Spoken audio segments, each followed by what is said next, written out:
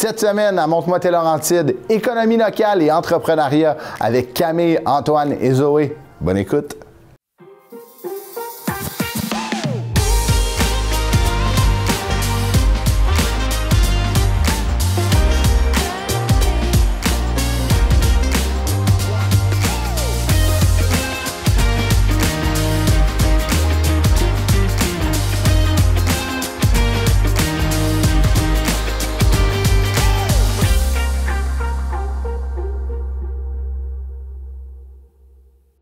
Camille, Antoine, Zoé, on parle de votre court-métrage avec thématique économie locale et entrepreneuriat, qui peut rapidement avoir de l'air d'une pub, on va se dire. C'est un peu ça. Puis des fois, ça peut être difficile de sortir de ce contexte d'infopub-là. Comment vous avez réalisé ça? Est-ce qu'on est plus dans la pub ou on raconte une histoire? Pour ma part, c'est vraiment plus une histoire. OK. Ouais. Tu as été capable de sortir du cadre un peu économique de présentation. Je pense en s'attachant aux individus. C'est plus facile. C'est plus facile de se détacher de la publicité, du format publicitaire. Toi, Zoé, ça a-tu été le même feeling? Ben moi, j'ai eu un peu de la misère avec mes infos. Fait que j'ai joué un peu avec l'aspect publicité.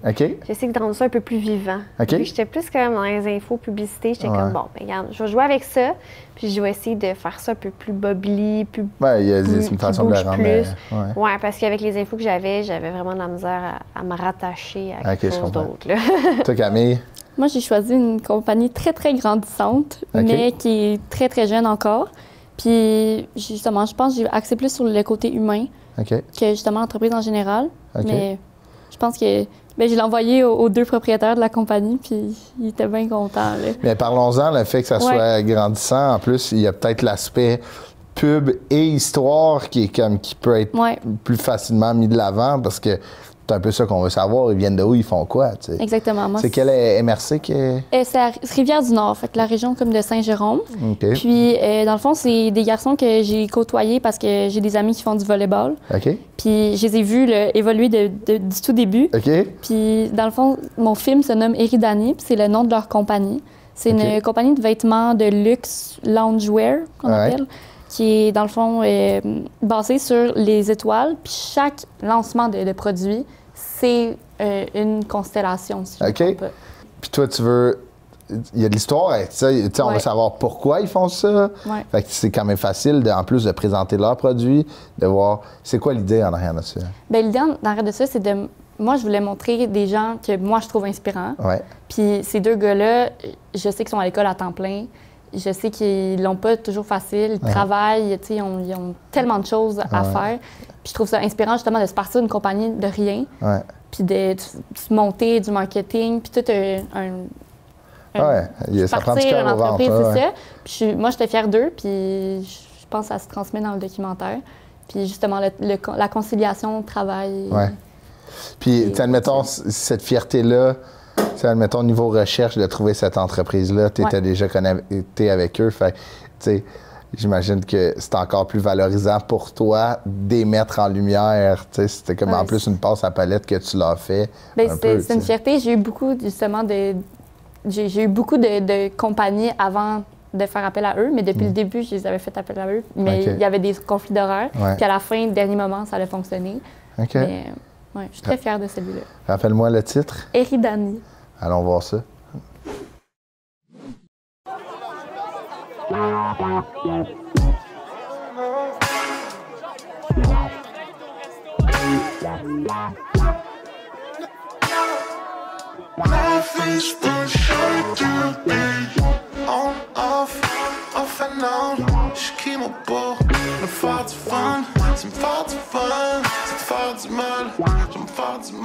Le concept d'Eridani, dans le fond, on est basé sur les étoiles. Fait que Eridani en tant que tel, c'est le nom d'une étoile basée dans la galaxie d'Epsilon.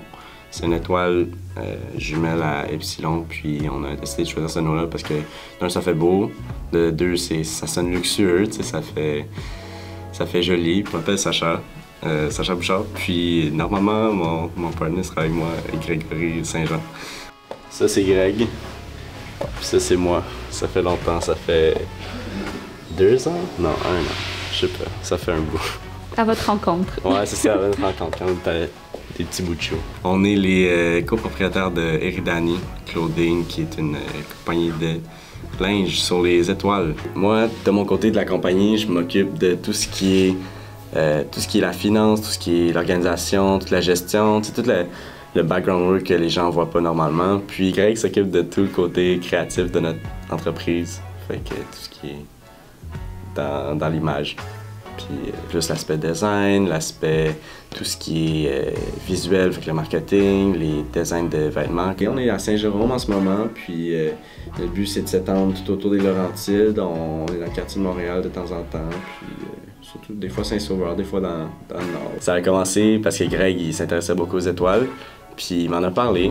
Moi c'est quelque chose qui m'intéressait également, fait que les deux on a comme un peu la vision de rêver de quelque chose de plus grand, d'accomplir quelque chose qui a l'air d'impossible.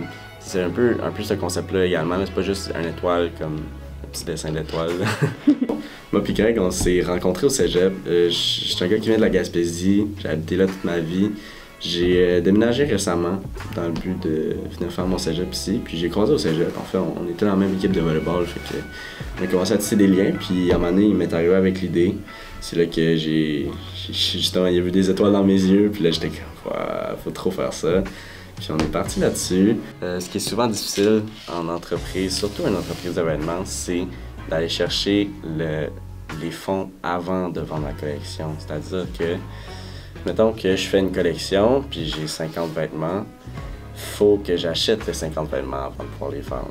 Mais les gens, ils achètent pas les 50 vêtements, fait que c'est souvent un fondement de notre part, fait que de moi et Greg, où des bourses, des précommandes, etc., on s'arrange, mais ça devient difficile de financer toute la collection pour après la revendre. C'est sûr qu'après, on vient chercher notre argent, mais aller chercher l'argent à la base, c'est ça qui est quand même compliqué. Aller chercher la visibilité, c'est pas facile avec les médias sociaux de nos jours.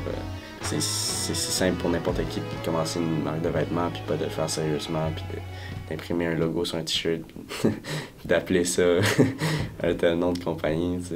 À la base, je suis étudiant à temps plein, fait qu'il y a ça qui... C'est sûr que ça met un peu de bâton dans mes roues là, quand j'essaie de faire Eridani, parce que j'étudie en sciences de la nature, c'est rough. Des fois, les cours de physique, les cours de maths, ça devient un peu grand, surtout dans les fins de session. Puis ici, il faut que j'aille travailler pour aller chercher les financements. Fait que je travaille comme serveur. Je vais chercher l'argent qu'il faut pour financer tout ça.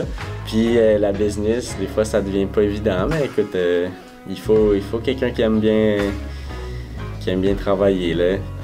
La majorité de notre clientèle est dans les Laurentides. Fait que tout ce qui est en haut de Montréal. Montréal aussi, quand même, ça commence à bumper à Montréal aussi. On a des gens de Nouvelle-Angleterre, des gens de France, on a des gens de New York, on a des gens de l'Amérique du Sud. C'est en continuant à en parler, puis en expandant notre réseau, qu'on peut enfin aller atteindre notre grand but, qui est d'ouvrir notre magasin. Fait que aidez-nous avec ça, puis on est parti, on est sur la bonne voie.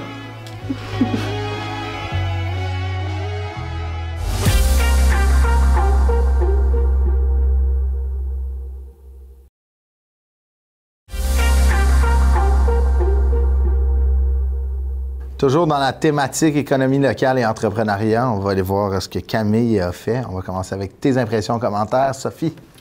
Bon, bien alors, Camille nous propose un petit court-métrage très jeune. J'ai l'impression que c'est de son âge, qui commence très bien. C'est un peu comme un vidéoclip, les sweatshirts. Puis après ça, le rythme ralentit. C'est un constat que je fais des fois, il y a des inégalités un peu... la vitesse. Oui, ça vient nous happer, puis, mais c'est pas soutenu, ça tient pas jusqu'au bout. Fait que je trouvais la proposition originale, mais en même temps, on parle à ce gars, j'ai oublié son prénom en ce moment, mais en tout cas, Greg, on y parle jamais. C'est Sacha qui s'appelle? On y parle jamais. Et Greg, c'est le créatif. Greg, c'est celui qui a eu les idées, puis écoute, j'avais envie de l'entendre parler, Greg. Puis on le voit jamais, fait qu'on reste avec le gars d'administration. Écoute, je le trouve bon. Il va au cégep, il a un autre job comme serveur, il a son entreprise de coton ouaté.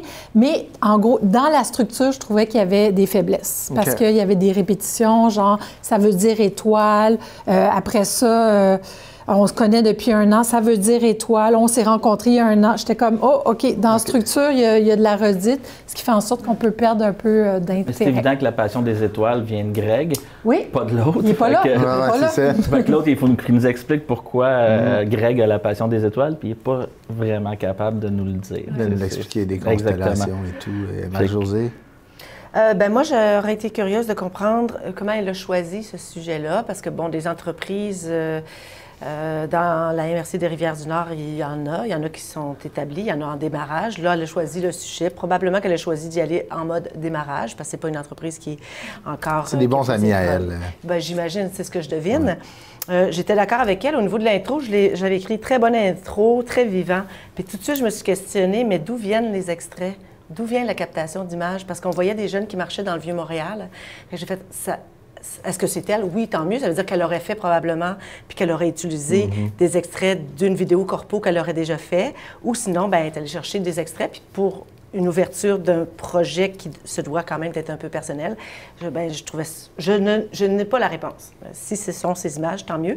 Mais on savait qu'on n'était pas dans une ruelle de Saint-Jérôme, mais dans une ruelle de Montréal. Très belle ruelle, je dis en passant. Alors, pour le reste, je partage les commentaires de mes collègues. J'ai trouvé ça un peu long d'avoir un seul intervenant, un plan fixe. Pas trop, il n'y a pas de juxtaposition d'images, ou en tout cas, c'était pas mêlé avec d'autres images. Non, un seul plan, ça, je l'ai noté. C'est quelque chose qui m'a dérangé. Le petit gars, il est intéressant, mais ça m'a donné, c'était un peu trop long. Puis par rapport aux entrepreneurs, pour moi, le récit narratif, c'est la difficulté. Il parle des fonds. Il y a toujours la question de l'argent, mais c'est surtout, on vend dans les Laurentides, mais on vend aussi ailleurs.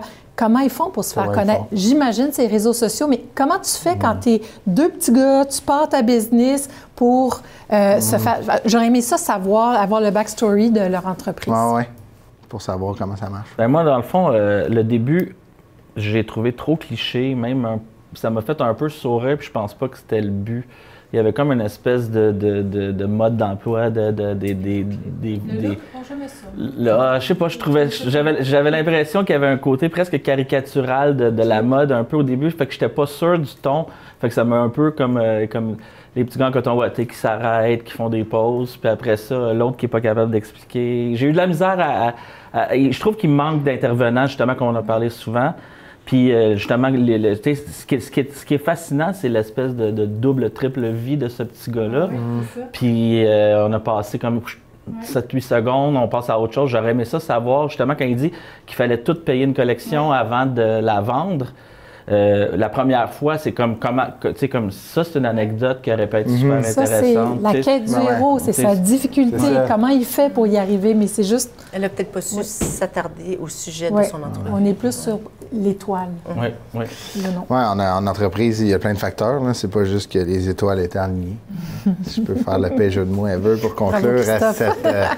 Merci à vous trois.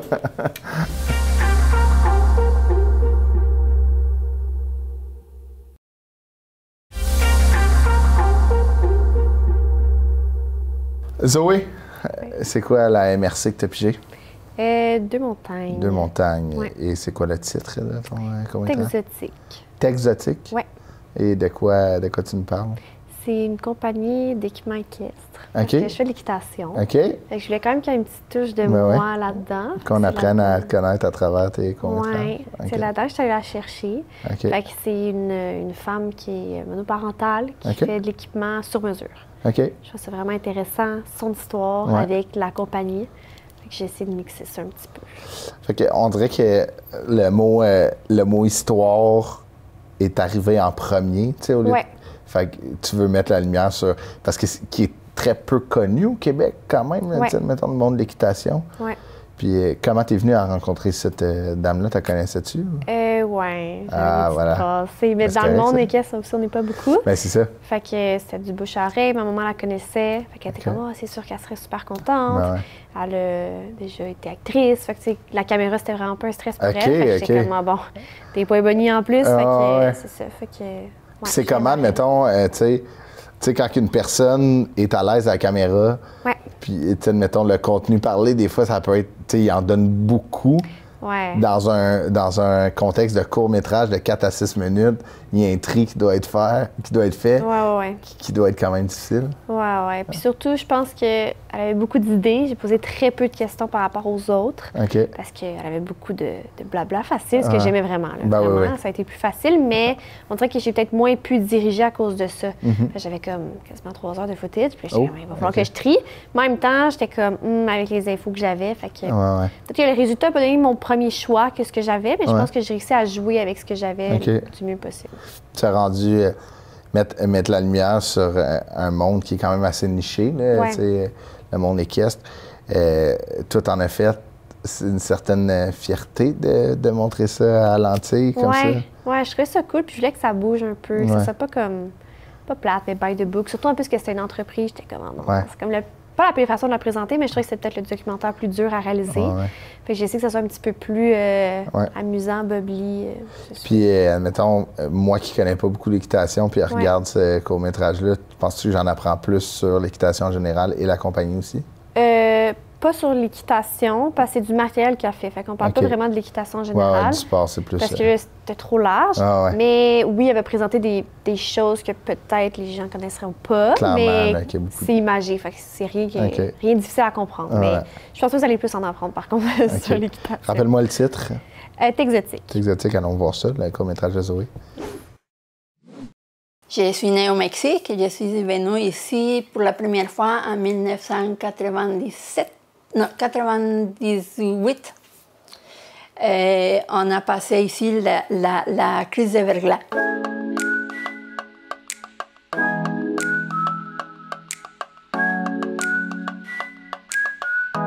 Quand j'étais enfant, j'avais une tante qui faisait la couture.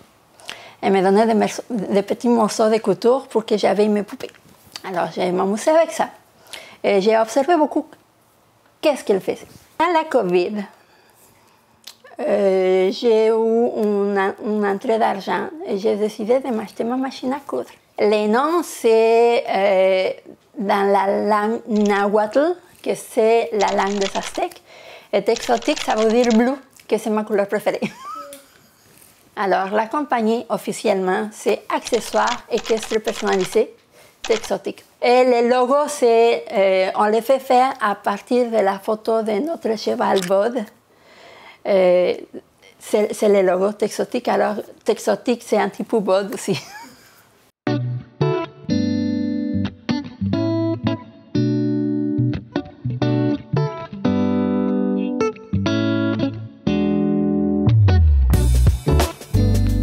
Et à ce moment-là, je voyais les bonnets anti-mouches. Je me disais, mais ça va être facile à faire. J'ai acheté un sel, ils m'ont donné un bonnet à mouche, mais style western. Là, je l'ai analysé, j'ai regardé, j'ai observé. Finalement, je suis allée sur YouTube. Ça, c'est l'école de beaucoup des artisans. Hein? Alors, finalement, j'ai fait un premier bonnet pour mon cheval. Et là, les gens de l'écurie ont commencé, « Hey, j'ai ton bonnet, est-ce que tu pourrais me faire un? » Et j'ai commencé à faire des bonnets, tranquillement. Et tranquillement, j'ai commencé entre amis, vraiment pas comme un business, parce que j'ai gagné pas... Parfois, j'ai dépensé plus que j'en avais besoin, que j'ai gagné, pour faire les choses, mais ça m'amusait. Tranquillement, mais j'ai commencé à avoir des demandes plus loin.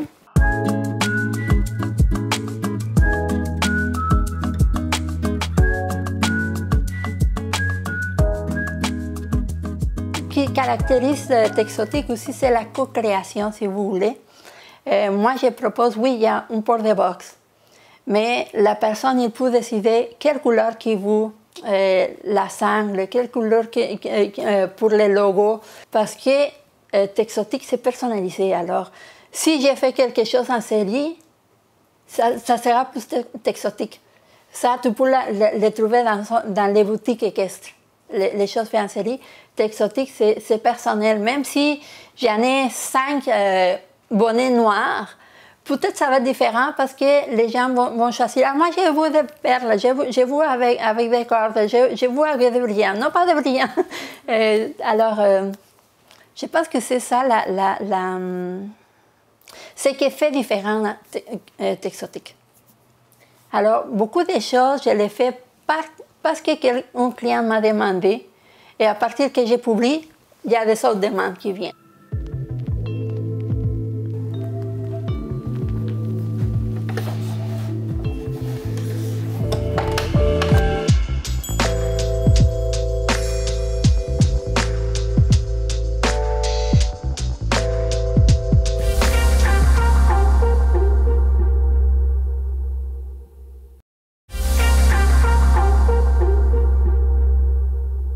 Toujours dans la thématique économie locale et entrepreneuriat avec mes 3 membres du jury.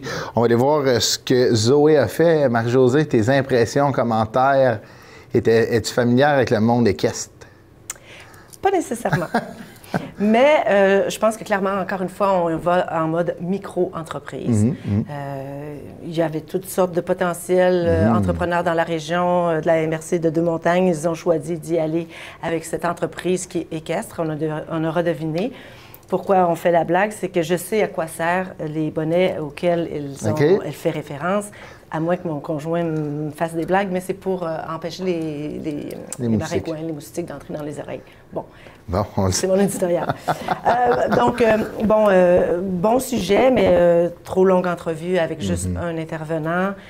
Quelques images, peut-être mal choisies, parce qu'on blaguait avec les bonnets. C'est un outil important pour ces animaux-là, mais elle fait autre chose. Elle fait de la broderie. On a vu trop vite passer les images où on voit très bien qu'elle fait des housses, on voit qu'elle fait des trousses. Donc, ils se sont limités peut-être sur ça, sur le bonnet, malheureusement, parce que je pense que cette dame fait autre chose. Donc, on n'a pas couvert peut-être tous les volets de sa petite entreprise, qui est peut-être un peu, peut-être décevant pour elle si elle regarde après coup ce qu'on a fait avec son moment. On n'a peut-être pas fait tout le tour. Ça, c'est mon impression au niveau des techniques. Je laisse mes collègues. Hugues? C'est... Pour moi, ça a été un choix de sujet un peu douteux. J'ai pas trop compris justement l'utilité des bonnets. Je les appelais pas comme ça. C'est juste des couvre-oreilles. Ou les tuques à cheval. Mais non, c'est ça. La dame avait l'air sympathique. Je trouvais qu'il y avait une façon de rendre ça plus accessible en allant chercher son histoire ou quoi que ce soit. J'ai l'impression qu'on a comme le milieu du film, on n'a pas de début, pas de fin. Là. Je comprends. Sophie, toi? Moi, en fait, je trouvais ça original. Faut le faire, là, un court-métrage, vraiment, à l'originalité, tous les points. J'aime aussi cette Mexicaine. Je trouve ça toujours intéressant, les histoires d'immigrants, parce que... mais on ne connaît pas ses difficultés, on ne sait pas exactement ce qu'elle a amené. Et parfois, ça aurait pris quelques sous-titres. Il y a quelques mots qui m'échappaient à cause de l'accent. Mais sans ça, ça a pris du temps avant de comprendre que c'était un court-métrage sur les bonnets de chevaux. Je ne savais pas exactement où on s'en allait. Puis je me suis dit, quelle belle proposition. Je ne savais pas, je pensais que c'était comme juste esthétique, c'était quelque chose pour le cirque. Alors tu m'apprends qu'il y a une réelle utilité. Mais ça aurait été bon de nous le dire, parce qu'on est comme, moi je ne suis pas du tout du monde équestre, puis c'est un peu farfelu voir ça. Avoir eu les clients, ça aurait pu être aussi encore une autre fois intéressant de savoir qui sont à quoi ça sert, puis de les voir dans un environnement, puis pourquoi les gens décident de faire ça, puis pourquoi avec elle, puis qu'est-ce qu'ils ont de particulier. Puis... c'est vrai que c'est pertinent, surtout dans une thématique économique, entrepreneuriale, d'avoir un point de vue du client, c'est sûr, ça aurait été payant. Merci encore.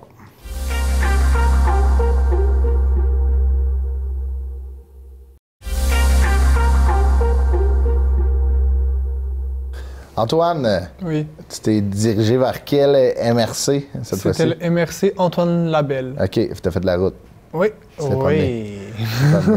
C'est quoi le titre de ton court-métrage? Ça s'appelle Au naturel. Au naturel. Oui. Et de quoi tu nous parles, j'imagine? Ça parle, c'est l'entreprise un peu plus classique que Zoé et Camille. Dans le fond, je voulais vraiment raisonner aussi la ville, Mont-Laurier, à travers le sujet de l'entreprise locale.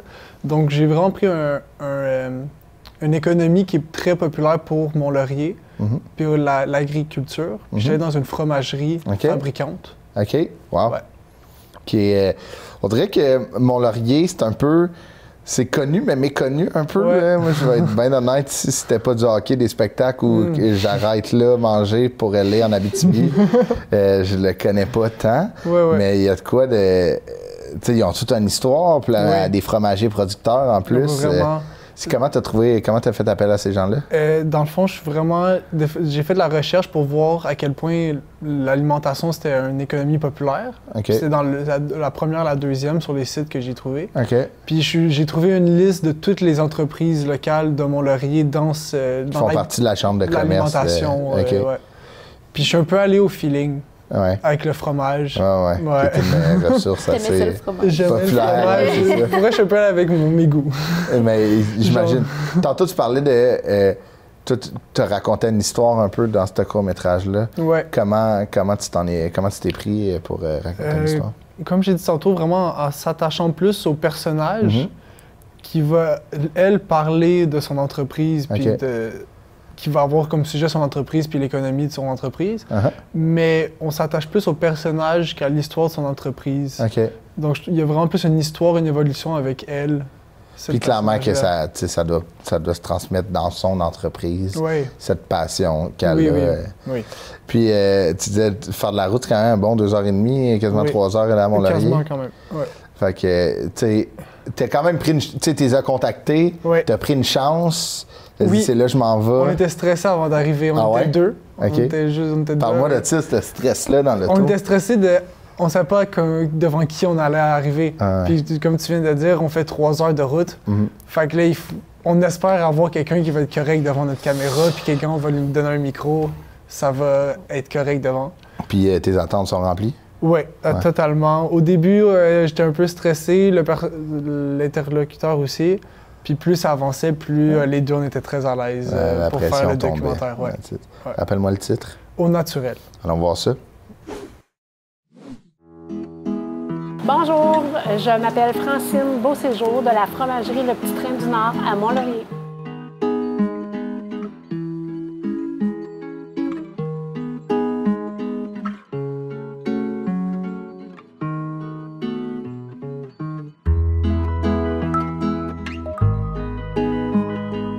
En 99, je suis arrivée ici en juillet 99. J'ai commencé à apprendre à fabriquer le fromage avec une fromagère qu'il y avait sur place. Sans dire qu'on avait des projets d'acheter, je voulais voir si j'aimerais ça. Fait que j'ai été 6 mois à apprendre à fabriquer. Ensuite, je suis allée me former à Saint-Hyacinthe. Puis après, on a acheté en 2000. On a inventé des fromages. Oui. On fait pas juste du fromage en grains. Là. Tu vois, ici, on sert du fromage en grains, mais on fait aussi des spécialités. On a le Windigo, qui est un type emmental. Lui, quand on a acheté, il était déjà en démarrage, mais on l'a beaucoup amélioré. Là, cette valeur, j'ai plus de curé label. Le curé label, c'est mon invention, mon premier fromage que j'ai inventé, oui. Mais là, on n'a plus. Ça a l'air bizarre de dire ça, mais on est l'été, il y a bien du tourisme, il n'y en a plus. Le voyageur, dans le fond, c'est venu un peu après le curé label. Ça ressemble beaucoup. C'est juste que les épiceries nous ont demandé un fromage plus petit format que le curé label. Le curé label fait 1 kilo. Lui, c'est 500, 600. Fait que c'était plus vendeur pour une épicerie d'avoir des plus petites meules qui coupaient en 4 puis qui vendaient des morceaux.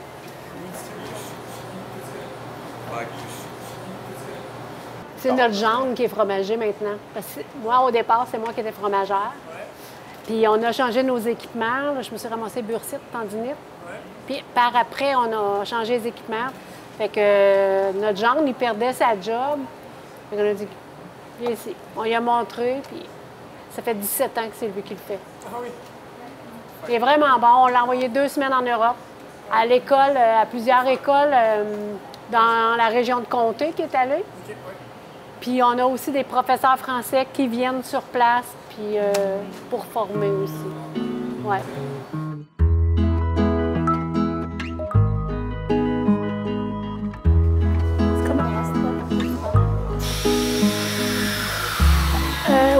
T'as tous les bacs en arrière? Oui, il reste 3 bacs. C'est ça. Tu vas pouvoir en mettre dedans. C'est le même. C'est ça, je te disais que la barre du jour, c'est du piment d'Espelette qu'il y a à l'intérieur. Fait que ce fromage-là, il est bon à manger comme ça, mais quand tu le manges en raclette, c'est vraiment bon parce que tout le piment se mélange en fondant, c'est vraiment bon.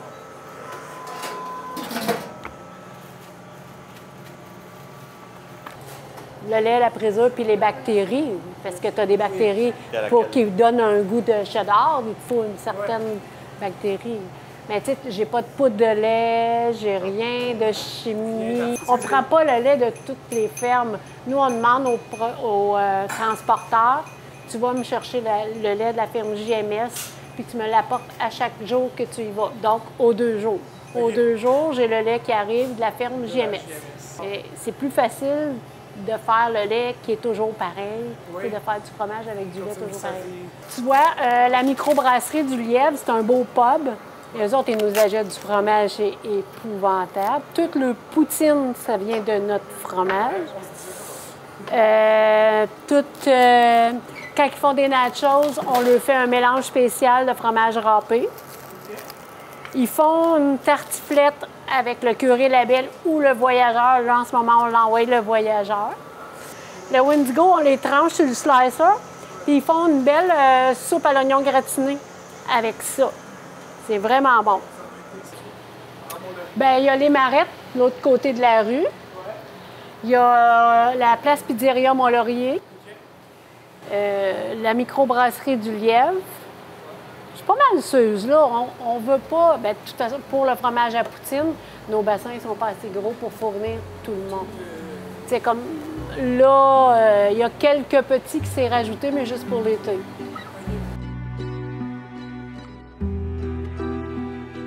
C'est ça, tu sais, on a 60 ans passés, puis on cherche un partenaire qu'à un moment donné, on va pouvoir se retirer.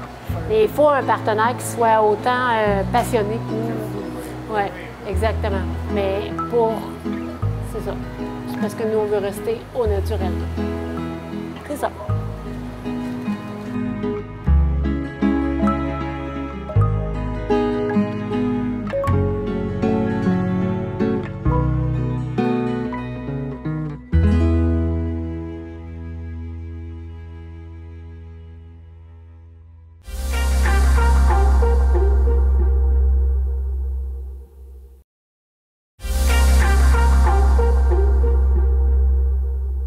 Toujours dans la thématique économie locale et entrepreneuriat.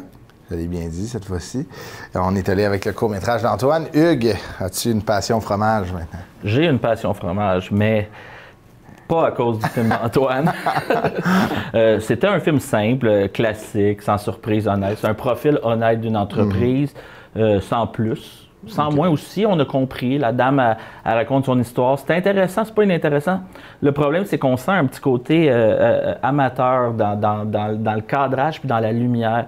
Puis comme je disais tantôt à la blague, le mur vert, je suis pas sûr qu'il sort très, très bien dans ce film-là. D'après moi, avec un petit peu de travail sur la lumière, on aurait pu le rendre un peu plus beau, d'éclairer un peu aussi les intervenants, parce qu'il y avait... Il y avait un problème avec la calibration des couleurs, j'ai trouvé, dans ce film-là. Mais sinon, c'est un profil honnête d'une entreprise. Sophie? Oui, bien, en fait, moi, j'ai trouvé ça sympathique. J'aime le fromage, j'aime le Wendigo, le curé label. Non, mais je trouvais que c'était quand même un couple qui non, attends, elle rendait bien leur histoire. Quand on met 2 personnes à l'écran, puis que l'autre est une potiche, ça le met pas en valeur. Parce que, tu sais, j'étais comme, le mari, je voulais l'entendre parler. Il peut ne pas être là, mais si on fait le choix de mettre les 2 dans l'image... Il faut qu'il intervienne. Il faut qu'il y ait quelque chose. Fait que je me disais, il n'y a rien à dire. Mais sans ça, cette entrevue-là, bien, contrairement à toi, Hugues, j'aimais ça, ce côté un peu documentaire derrière le comptoir. On est dans la boutique. Mais je dirais court-métrage sympathique sans plus. Marie-Josée? Bien, moi, tu as noté le nom des fromages, toujours intéressant. Tu vois un reportage, tu sais que c'est la fromagerie, elle est à Mont-Laurier. Ces fromages-là qu'on a dans nos épiceries, bien là, enfin, ils ont une provenance. On sait qu'on ne s'attarde jamais à regarder d'où ça vient nécessairement quand on l'achète, mais maintenant, ça va... Il y a le village Wendigo, mais c'est dans la région de Mont-Laurier, donc on l'a associé au nom d'un fromage. C'est bien le curé Labelle aussi. Elle a parlé à un moment donné qu'il y avait plusieurs entreprises locales, les restaurateurs, les bistrots, les bars qui étaient de ses clients. Donc, elle est fournisseur dans son environnement. C'est bien l'économie locale, là, la distribution de proximité. Malheureusement, ça aurait peut-être été l'occasion de sortir de la fromagerie pour aller juste montrer, on a vu les extérieurs, mais d'aller montrer un plat savoureux qui a été apprêté avec les fromages, rajouter un petit... nous donner de l'appétit, outre que d'être dans les frigos puis de voir les fromages à l'extérieur.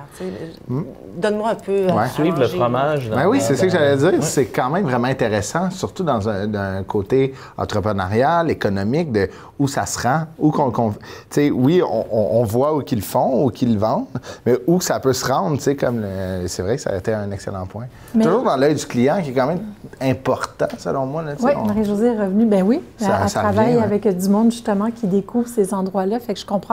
Puis, il y a aussi, tantôt, c'était avec le court-métrage, je pense, de Camille, quand je parlais de la nourriture, parce qu'on a beaucoup la nourriture.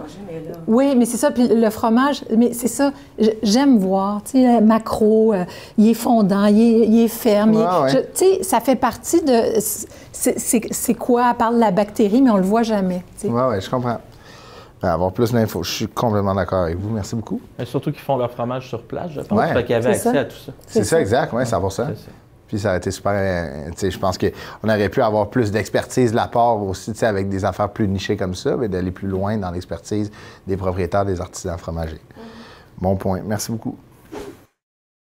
Comment vous sentez de créer, admettons, de réaliser un court-métrage qui met en valeur autant une entreprise, des produits, que les artisans derrière ça?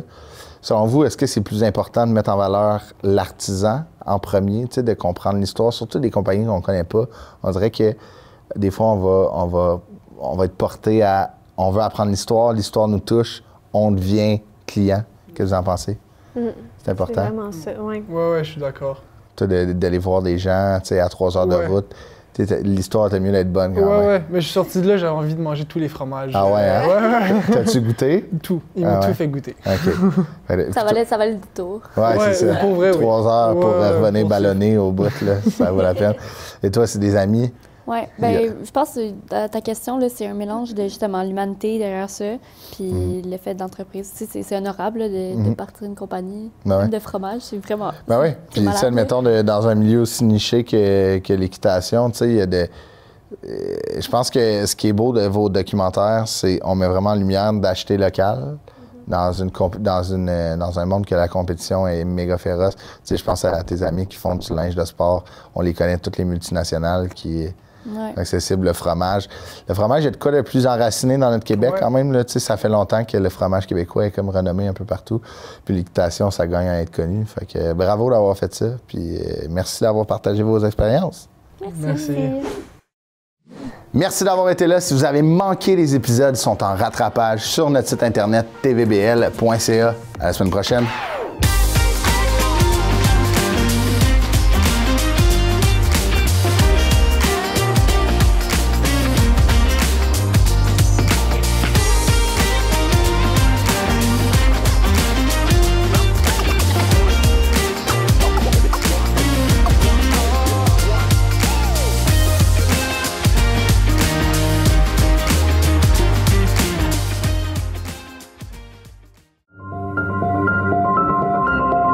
you.